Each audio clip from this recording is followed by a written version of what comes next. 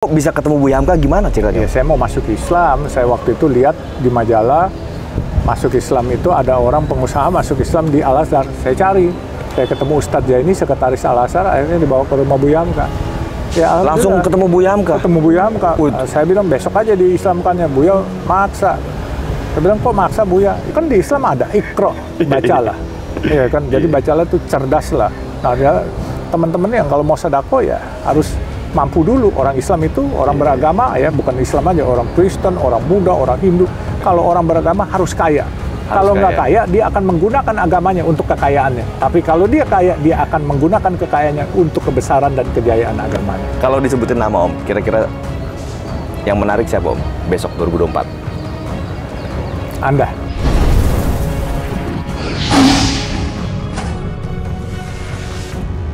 Ya, Assalamualaikum warahmatullahi wabarakatuh. Teman-teman semua, balik lagi bersama gue Vasco Rusemi di Macan Dialis. Nah, teman-teman, hari ini kebetulan gue kehadiran Om Yusuf Hamka. Luar biasa. Ini idola para emak-emak atau idola para milenial?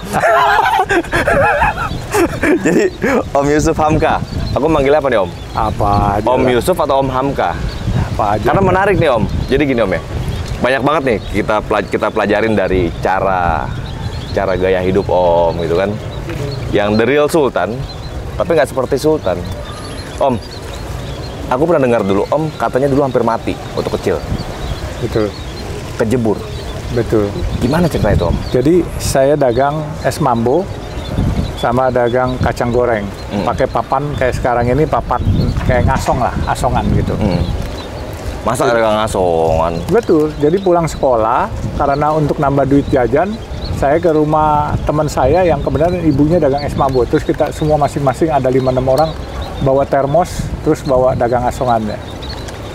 Nah, kemudian di sana yang market saya adalah teman-teman saudara muslim yang di Istiqlal yang habis sholat asar. Karena kita kan jam 12 baru pulang sekolah, kita makan, jam 1 kita jalan.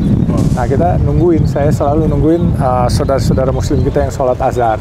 Gitu kelas sholat azhar, saya tawarin es mambo apa. Mereka beli. Nah, dulu kan masih RM1, RM2 gitu. RM1 itu 2,5 perak dulu. 2,5 perak. Itu tahun berapa, Om? Tahun 70-an? 70-an. 70-an. Jadi kadang-kala dia kasih duit 10 perak, beli barangnya cuma 7,5 perak, RM3. Akhirnya kembalinya RM1. Suka dia bilang, nggak usah dah, buat kamu aja kembalinya. Jadi itu sedekah dari mereka kepada saya. Saya hidup dari sedekah orang dulu. Makanya sekarang begitu kita punya ya kita nggak lupa sedekah kepada orang lain. Iya. Jadi ceritanya gimana, Om? Kok sampai Om kejebur itu?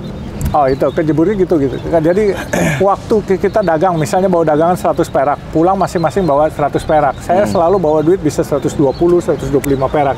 Karena tip-tip orang itu, sedekah dari orang. Nah, karena dapat duit lebih, saya suka traktir teman-teman makan. Makan, terus satu hari dia bilang, berenang. Oh iya, saya nggak bisa berenang, pakai ban. Bannya itu ban truk tuh, yang bulat, yang hitam tuh. Bukan ban yang bagus-bagus itu.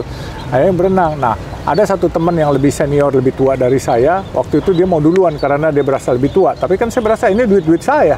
Ya kan, saya bilang nggak bisa, gue duluan. Dia kesel, dia dorong saya. Dia dorong, saya ke bawah arus. Oh, berantem, akhirnya didorong? Didorong, gitu. Jadi dia kesel, dia ngiri.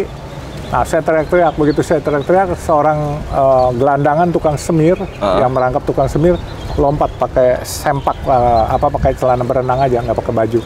Akhirnya saya didorong ke tempat. Nggak bisa berenang pada saat itu? Nggak bisa berenang, saya nangis. Jadi nyawa saya pun ditolong oleh orang lain. Oke. Jadi itulah yang buat saya akhirnya berasa bahwa hidup kita harus saling tolong-menolong, karena dia seorang gelandangan yang nggak kenal saya, dia menolong saya. Nah, Om, kalau bicara tentang Om Yusuf Hamka nih ya, seorang yang tadinya bisa dibilang kurang mampu lah, miskin lah gitu, Om ya. Om dulu keluarga orang tua juga keluarga kurang mampu. Guru ya. Tapi guru anak-anaknya tapi dagang asongan. Saya doang yang dagang. Pada masa asongan itu kan guru juga kan berduit, Om. Mana bisa. Saya mau cari duit jajan, kan dulu orang tua saya kan hemat, dia efisien. Oke. Kita dikasih uang jajan paling seperak. Oke. Ya kan, ya kita harus nyari lebihan. Seperak itu dapat apa dulu, Om? Seperak paling dapat. Aqua gelas gitu dapat nggak? Dulu belum ada aqua gelas, air aus namanya. Air aus. Ada tuh ya. Jadi itu sirup dikocok sama es, ditaruh di tabung kaca, terus diambilin pakai itu ditaruh di gelas. Namanya Dapet- air aus. Dapat itu. Dapat seperak.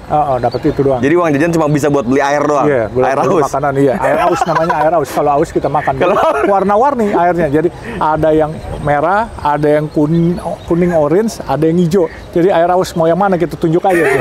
Yang pakai gula biang gitu ya. Iya, pakai gula biang, itunya kaca. Dia punya tempat wadahnya kaca. Iya. Terus diserok pakai sendok, tapi sendok yang panjang ada pegangannya gitu. Iya. Nah terus gitu Om, dari situ Om dari notabene keluarga yang kurang mampu dan akhirnya kok ya bukan tiba-tiba tapi pasti by proses kan Om. Proses apa sih yang paling menurut Om penting di situ di hidup Om itu? Saya tuh dulu dipanggil gembel sama ibu bapak saya karena saya nggak suka pakai sendal, nggak suka pakai sepatu, ciaka lah ibaratnya. Orang bilang apa ya, nyeker. Nah, sehingga teman saya, komunitas saya Muslim semua. Jadi kalau diajak pergi, saya nggak mau pakai celana panjang sama ibu bapak saya. Akhirnya saya dipanggil si gembel. Si gembel. Nah, kemudian si gembel itu ya yang akhirnya Wih. nah itu burung-burung. Ini burung apa nih Om? Ini burung-burung gereja yang teman-teman yang pada sembahyang di sini yang percaya. Oh. Dia melepaskan burung. Dilepas Jadi ke alam. sebagai memerdekakan hewan itu adalah sebagian dari kepercayaan teman-teman Buddhis. Oh, Gitu. Iya. Nah, jadi ya saya ini boleh bilang hidup saya by proses. Saya dipanggil gembel sama ibu bapak saya nggak ada masalah. Saya bilang gembel ya gembel yang berjuang. Nanti satu saat si gembel bisa bikin harum nama keluarga. Alhamdulillah. Malaikat liwat dijabah kali. Kun fayakun jadi gitu. Enggak juga kun fayakun dong Om, pasti by proses dong. Oh iya, by proses kalau nggak. Masa Makanya. ada yang tiba-tiba bisa jadi kaya gitu nggak mungkin lah Om. Nggak, saya sampai sekarang nggak berasa kaya. Kaya Oke. itu apa sih? Ya Om dibandingin dulu kan Om. Oh iya. Dagang asongan, Cuman minumnya lebih baik air aja. haus. Iya, lebih baik daripada dahulu. Tetapi kekayaan itu buat saya bukan materi. Kalau materi kekayaan, saya pikir semua orang akan jadi materialistis. Materialistis. Kekayaan itu adalah satu kehormatan. Ya. Kekayaan itu nama baik lebih penting daripada kekayaan harta. Kekayaan nama baik jauh lebih penting daripada kekayaan harta.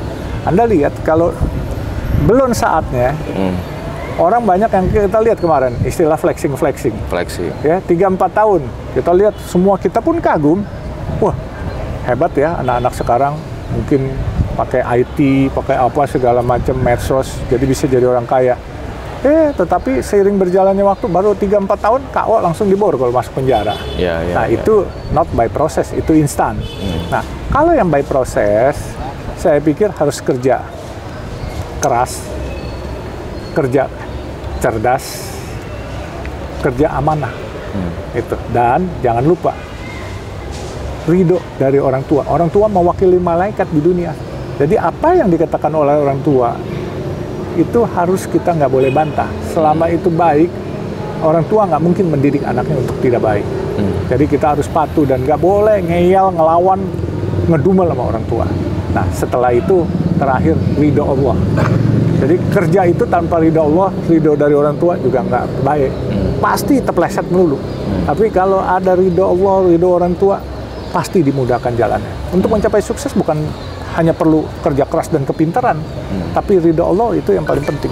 Itu nomor satu. Tapi kan gini Om ya, maksud Vasco tuh di saat proses Om itu, hal yang paling penting buat Om, taktisnya atau teknisnya Om ya, atau titik balik Om itu pada saat umur berapa mulai Om bisnis apa gitu kok?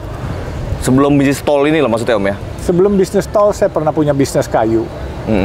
Tetapi di Om juga kuliah juga keluar apa DO ya dulu ya? DO terus. Dulu, saya di fakultas 3 fakultas saya, kedokteran, fakultas hukum, fakultas sospol di Jayabaya. DO, saya nggak pernah dapat gelar. Emang bandel Om Hamkam ini ya? Zamannya zaman jahiliyah. Dulu tukang berantem apa tukang main cewek nggak dulu? Kayaknya berantem iya, tapi main cewek mana mau sama saya. Dulu Mana si mau? gembel. Cewek nggak boleh dimainin. Nggak boleh dimainin ya? Cewek itu nggak boleh dimainin, pamali. Iya.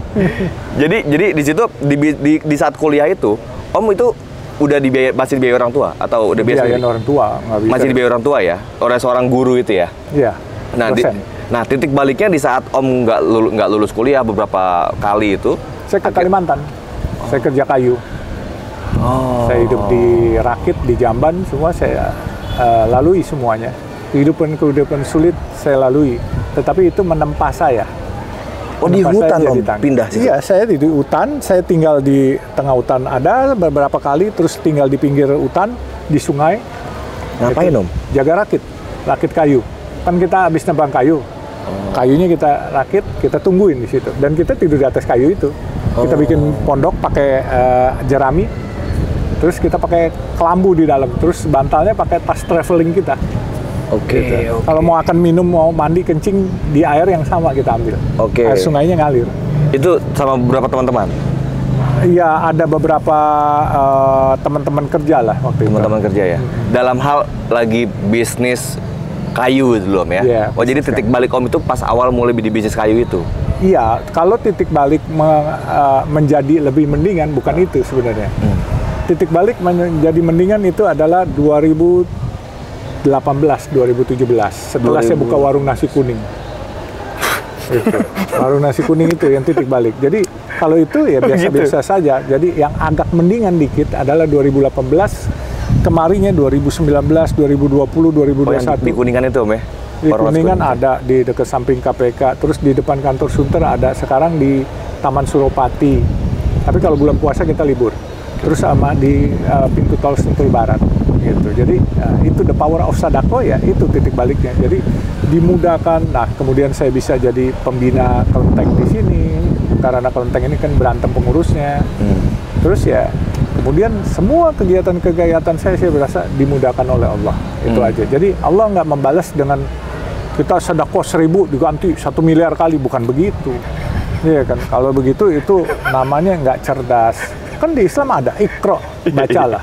Iya kan? Jadi bacalah itu cerdas lah. Nah, teman-teman yang kalau mau sedekah ya harus mampu dulu. Orang Islam itu orang beragama ya, bukan Islam aja, orang Kristen, orang Buddha, orang Hindu. Kalau orang beragama harus kaya. Kalau nggak kaya, dia akan menggunakan agamanya untuk kekayaannya. Tapi kalau dia kaya, dia akan menggunakan kekayaannya untuk kebesaran dan kejayaan agamanya. Iya, sepakat ya? Keren. Nah, tapi poin itu ya Om, belum kejawab tadi Om. Di titik balik itu akhirnya Om, ya secara orang udah tahu Om itu pengusaha tol gitu Om ya. Kan sebelum jadi pengusaha tol, ada nggak misalnya gini Om, ada kadang-kadang orang melihat siapa sih mentornya Om Yusuf Hamka ini? Ada yang bilang katanya Om Yusuf Hamka ini anaknya Buya Hamka. Ada yang bilang juga, aku dengar katanya anaknya Adam Malik. Nah, kalau dibilang gembel, dibilang juga anak berandalan, tapi begaulnya juga sama para elit gitu Om. Itu kan privilege juga buat Om mungkin ya pada saat itu ya. Itu gimana itu Om? Sejak saya diangkat anak sama Buya Hamka, saya memberanikan diri berkenalan dengan Ibu Adam Malik. Terus akhirnya saya masuk diangkat anak juga. Saya sama Pak Solihin GP juga diangkat anak. Beliau masih ada sekarang. Solihin GP Bandung. Bandung, iya. Gubernur Jawa Barat 2 kali. Terus Sesda Lobang, Sekretaris Pengendalian Operasi dan Pembangunannya Pak Harto 2 kali atau 3 kali. Iya. Dan beliau sekarang udah sepuh, umur 95 atau 96. Saya juga dianggap anak. Nah, setiap saya menghadapi mereka, saya memposisikan saya sebagai anak muda dan saya anggap mereka orang tua. Dan saya hormat dan saya belajar dari Di era umur berapa dulu tuh? Mulai ketemu. Jadi titik balik Om 24 itu ketemu Buya Hamka. Buya Hamka itu 82. 82 ya sekitar 24 25. Umur 24 itu. Kok bisa ketemu Buya Hamka, gimana ceritanya? Ya, saya mau masuk Islam. Saya waktu itu lihat di majalah masuk Islam itu ada orang pengusaha masuk Islam di Al-Azhar. Saya cari. Saya ketemu Ustadz Jaini, sekretaris Al-Azhar, akhirnya dibawa ke rumah Buya Hamka. Ya, langsung ketemu Buya Hamka? Ketemu Buya Hamka. Saya bilang besok aja diislamkannya. Buya maksa. Saya bilang kok maksa Buya? Iya nak, katanya kalau kamu nanti pulang, besok kamu mau datang lagi tahu-tahu kamu kecelakaan, kamu meninggal sebagai non-muslim, dosanya di Buya. Oh ya, saya bilang make sense. Akhirnya baca 2 kalimat syahadat. Asyhadu alla ilaha illallah wa asyhadu anna muhammadar rasulullah. Sah. Hari pertama Om ketemu Buya Hamka, langsung masuk Islam? Iya, sebulan kemudian saya dipanggil, dibuatin acara pengangkatan sebagai anak ideologisnya.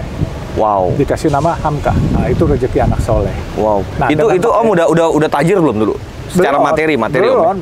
Belum tajir. Belum. Kenapa kok Buya Hamka mau-maunya ngangkat Om jadi buah anak gitu loh? Tanya dia dong, jangan tanya gue.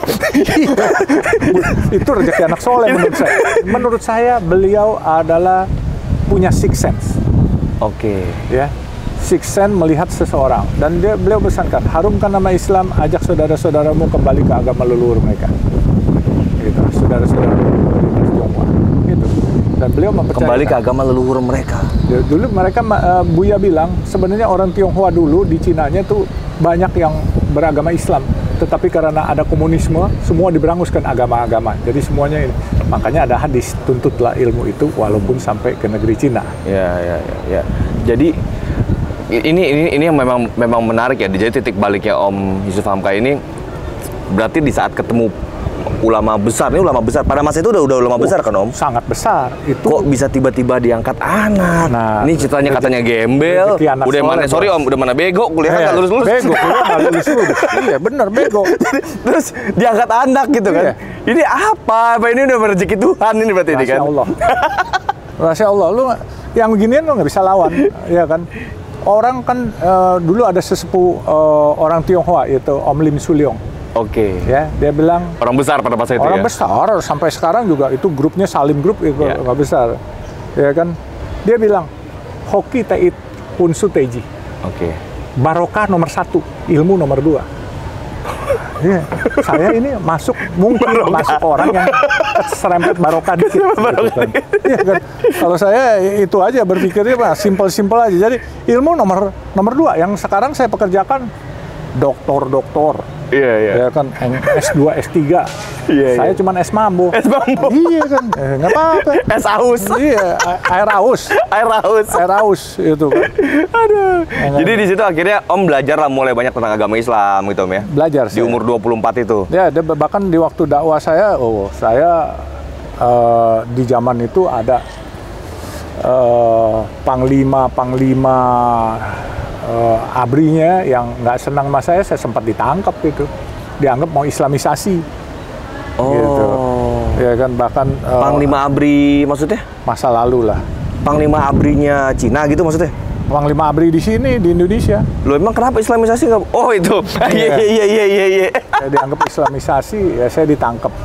Terus kemudian juga ada komunitas Tionghoa, dia bawa saudara-saudara kita dari Indonesia Timur keroyok saya, tapi saya lawan. Om dikeroyok? Dikeroyok saya di dekat Press Club situ, di dekat veteran tuh.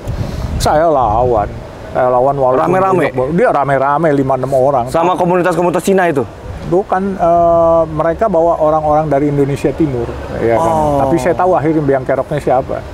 Tapi saya nggak peduli, bodoh amat. Iya kan? Karena ditakutkan Om akan Islamisasi di situ ya? Iya. Nah, setelah Om kenal Buya Hamka, Om terus kenal lagi dengan beberapa elit-elit berarti kan Om ya? Dengan Pak Adam Malik, dengan Pak Solihin GP pada masa itu. Nah, mungkin di situ atau mungkin lebih dibukakan nama Hamka lagi? itu memulai sesuatu itu, membuat ruang gerak saya lebih luas.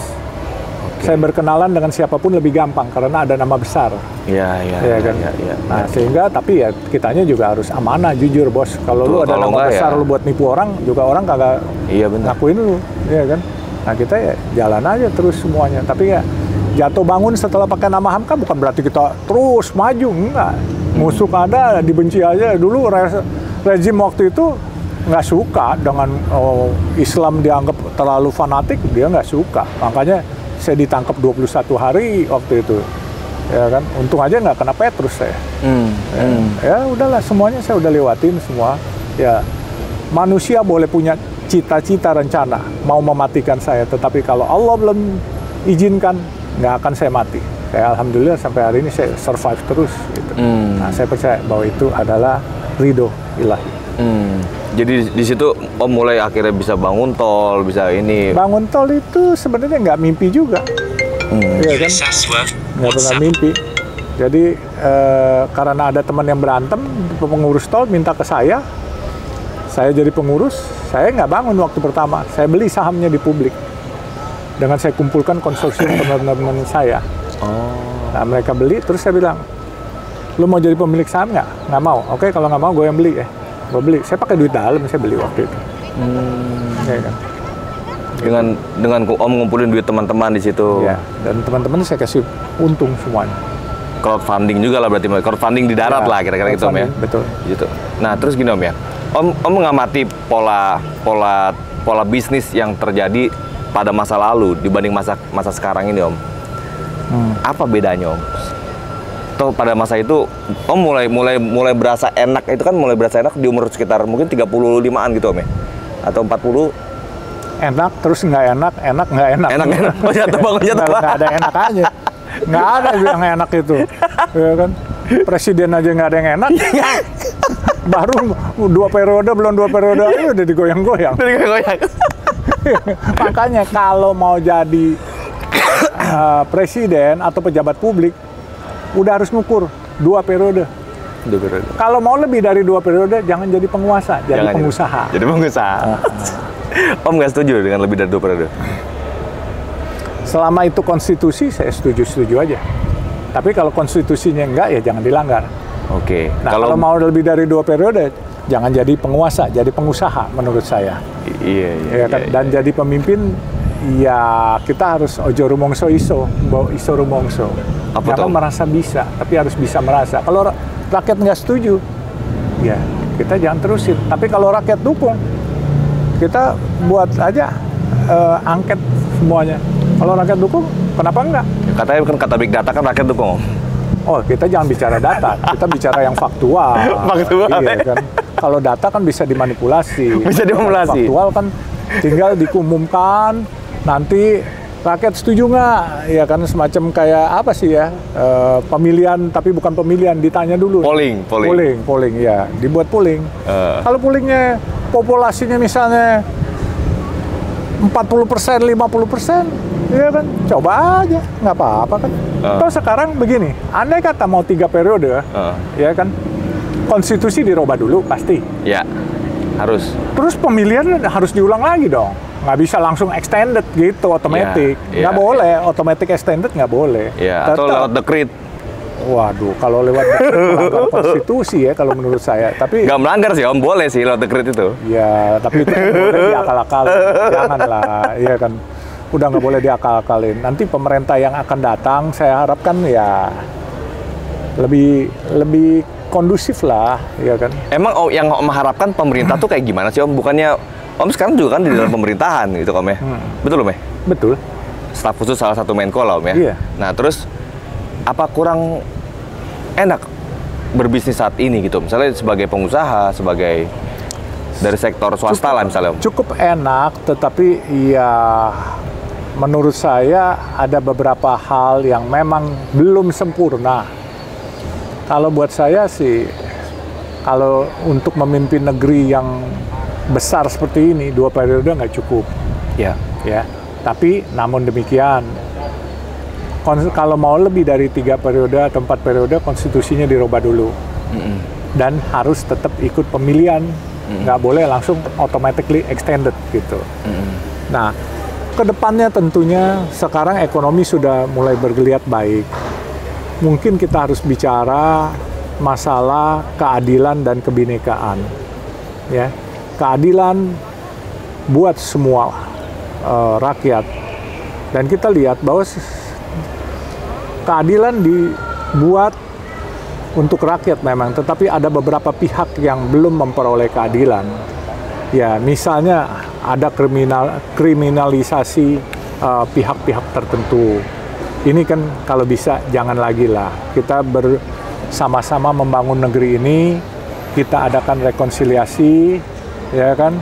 Kita bergandengan tangan, semoga negeri ini menjadi negeri yang besar dan jaya di ASEAN ini. Ya, dari sisi bisnis yang Om harapkan misalnya pemerintah kayak gimana emang? Pemerintah ini sudah baik sebenarnya. Ada nggak kendala yang ini sebenarnya nggak boleh gini gitu misalnya? Oh iya, biasanya pembantu-pembantu presiden yang menjabarkannya terlalu over, ya kan? Nah ini yang mungkin harus dibenahi. Bapak Presiden sendiri kalau diberi 2 periode, bagaimana mau kebenahin gitu kan? Periode pertama dia baru belajar. Yeah. Periode kedua kena COVID, ya kan? Makanya susah juga. Nah, pemerintah sudah bagus, cuman menteri mungkin juga bagus, tapi dirjen-dirjen yang membantu ini kan menteri-menterinya ini kan banyak kan perwakilan partai.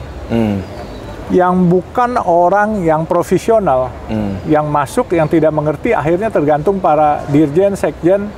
Nah, sehingga kalau sekjen bilang A, ikut A semuanya. Dirjen bilang B, ikut B semuanya. Dia sendiri tidak menguasai masalah. Nah, harus dicari profesional yang menguasai masalah di bidang-bidangnya. Itu akan membuat lebih baik, sehingga tidak ada masalah kelangkaan minyak goreng lagi, tidak ada masalah kelangkaan beras, ya kan, terus yang lain-lain gitu. Emang jadi poin-poinnya ada di sistem manajemen pemerintahan berarti yang salah? Yes. Bukan sistemnya, orangnya yang salah. Orang, memilih orang Not the yang... right man in the right place. Ya kan? Kita harus cari the right man on the right place. Bukan hanya sekedar memenuhi kebutuhan kuota partai politik gitu. Nah, inilah yang selama ini ya kesian Bapak Presiden kan kena sandra oleh partai politik, sehingga harus bagi-bagi kue-kue ini kepada beberapa partai politik. Kalau gini Om kalau misalnya pendapat Om gimana tentang pemilu 2024 nanti misalnya gitu Om? Kalau memang harus dipilih orang yang kayak gimana Om? Saya sih mengharapkan Indonesia bisa mendapatkan figur paling tidak at least yang sama dengan Pak Jokowi. Kalau bisa lebih. Pak Jokowi sudah membawa gerbong ini mulai lari-lari kecil. Syukur-syukur kalau dapat pemimpin yang bagus, jadi lari maraton. Gitu kita harapkan. Minimal kayak Jokowi. Minimal kayak Jokowi ya. Ritme kerjanya loh, bukan bentuknya. Kalau bentuknya saya banyak teman yang bentuknya. Ritme kerjanya minimal kayak Jokowi gitu ya. Kalau disebutin nama Om, kira-kira yang menarik siapa Om besok 2024? Anda. Pasko jadi presiden. Belum mau buka. Itu rahasia semesta, rahasia alam. Iya. Gus Dur bisa jadi presiden. Iya. Waktu itu. Siapa yang tahu? Iya. Itu rahasia alam, Bos. Jadi jangan underestimate. Nanti mungkin akan muncul sebagaimana Pak Jokowi. Bukan orang anak bengawan, anak bangsawan. Bukan. Tahu-tahu anak tukang kayu muncul. Nanti bisa kayu. Aja. Anak yang tukang minum air aus. Air aus? Oh, Ustadz kampung bisa aja jadi pemimpin negeri. Kita kan nggak tahu, rahasia ilahi ini semuanya. Ya termasuk dong anak yang minum air aus lagi Om. Karena saya nggak kepengen. Saya nggak kepengen jadi penguasa. Dua periode, Bos. Capek. Kalau saya pengusaha, perusahaan gue bisa banyak. Mau seumur hidup suka-suka gue. Suka-suka gue. Kalau ini kan negeri, rakyat yang punya. Jadi tergantung rakyatnya. Tapi kalau rakyat sudah pooling, ternyata rakyat mengendaki, apa juga jadi, Bos. Kita nggak bisa lawan kehendak rakyat. Suara rakyat, suara Tuhan. Kalau pengusaha, dia bisa turunin ke anaknya, bebas. Vox Populi, Vox Dei. Oke. Suara rakyat, suara Tuhan. Iya. Om, kalau anak-anak Om sekarang ngurusin bisnis Om nggak? Regenerasi gimana? Ada. Regenerasi Om. Yang perempuan dia ngurusin yang jalan tol, yang laki properti, yang satu masih mau sekolah, dia lulusan London School of Economics. Oke. Dia pernah kerja di McKinsey konsultan terbaik di dunia. Oke. Om, satu lagi Om. Kenapa Om pindah Islam? Hidayah satu, yang pertama. Kedua, menurut saya udah panggilan hati ya. Jadi udah nggak bisa itu abstrak ya. Orang nggak tahu aja, apa karena Om banyak bergaul sama orang-orang Islam kali ya? Satu, bergaul. Kedua, memang itu hidayah sama. Keberadaan saya hari ini, saya juga nggak tahu. Not by planning. Saya masuk ke jalan tol tidak punya planning, nggak punya cita-cita. Terus saya jadi owner of jalan tol juga, not by planning. Jadi anak Buya Hamka. Jadi anak Buya Hamka, jadi anak Pak Solihin GP, anak Adam Malik. Iya kan? Itu orang besar pada masanya itu. Makanya, rezeki anak soleh, Bos. Iya kan? Saya nakal, saya berandalan, bergajulan, orang bilang. Tapi ya hidup aja. Sekarang teman-teman saya yang kuliah di kedokteran, ada yang jadi dokter di RSPAD, di Rumah Sakit Bayangkara, ahli anestesi juga ada semua. Hebat-hebat, Bos. Cuman saya yang kagak punya gelar. Yang punya gelar. Oh, mereka S1, S2, S3. Saya S Mambo, Bos. S Mambo. S Mambo. Om, atau lagi Om. Bagaimana pendapat Om tentang oligarki? Bisnis oligarki yang ada di semua negara mungkin. Gimana pendapat Om tentang itu? Ya, saya nggak boleh berpendapat lah, biarinin aja lah. Ada nggak sih Om di Indonesia oligarki itu? Ya, Menurut saya ya ada. Ada. Di politik ada, di bisnis saya nggak tahu tuh bisnis oligarki bagaimana. Ada nggak Om kalau di bisnis itu? Misalnya, oh ini yang punya gua, ini nggak boleh loh, ini punya gua gitu. Oh, tidak tertulis kali ya. Ada Om ya? Ada tapi tersirat tapi tidak tersurat gitu. Tersirat tapi tidak tersurat. Itu yang lebih berbahaya Om ya? Ya. Tapi Om tahu lah siapa-siapanya gitu ya? Enggak lah, sebenarnya gini. Monitor lah Om, masa nggak monitor Om? Ada tata krama di dalam bisnis. Oke. Bukan nggak ini. Ada orang mau masuk kepada satu bisnis, ya matur dulu lah. Oh. Kalau matur pasti kuenya dibagi lah, iya kan. Tapi kalau langsung mau nyontok-nyontok aja, main nyamber-nyamber aja ya. Akhirnya etikanya nggak ada, dikeroyok rame-rame. Kan? Iya, habis malah jadi situ ya. Iya, harus matur dulu. Kan adat istiadat kita kan begitu. Iya. Ketok pintu, permisi, pasti gitu lah. Iya, matur dulu. Menarik banget ya teman-teman, ini diskusi gue dengan Prof Hamka. Iya, es mambo. Bukan S3. Ini bisa dibilang Prof honoris causa. Jadi karena beliau ini udah banyak menginspirasi teman-teman semua. Bukan cuma mama tadi yang gue bilang di awal. Justru malah kalangan generasi milenial ini justru yang banyak terinspirasi sama sosok beliau yang ya hidup dari sedekah dan akhirnya menyedekahkan lagi hartanya. Yes, harus begitu. Jadi, tapi kenapa Om akhirnya kok Om ini menarik ya, ini kan Om udah muslim Om, tapi Om jadi pembina di Kelenteng, gimana ceritanya Om? Islam rahmatan lil alamin, bukan lil muslimin. Itu. Jadi kalau orang yang bilang Islam rahmatan lil muslimin, berarti dia tidak mengerti Islam. Saya walaupun Islam saya belepotan, saya ngerti karena Buya Hamka mengajarkan intisarinya kepada saya. Iya. Bahwa Islam adalah rahmatan lil alamin. Rahmat buat semua umat manusia, yang alam semesta maupun tumbuh-tumbuhan maupun hewan itu rahmat. Makanya nggak boleh kita menzolimi yang bukan muslim. Di Islam diajarkan, nggak boleh.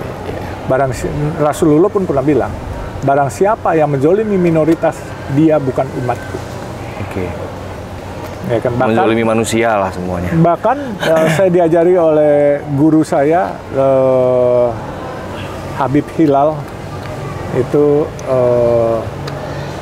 dari pesantren Krapyak di Jogja. Dulu katanya itu ada perjanjian Hubaidiyah. Itu Rasulullah mengatakan bahwa bila ada orang-orang yang beragama lain datang kepada kita, kata Rasulullah, meminta dibuatkan tempat ibadahnya, kita wajib membuatkan.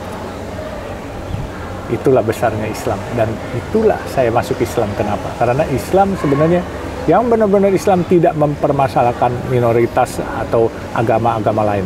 Mereka tahu saudara kita sekemanusiaan, apalagi sekebangsaan. Disitulah akhirnya Om, ya udah, oke, gue demi jaga apa tadi, simbolnya Om biasanya segini nih. Persatuan Indonesia, ya? NKRI harga mati, persatuan harga pasti, pengabdian terhadap negeri sampai mati, pengabdian terhadap istri harus sampai mati juga.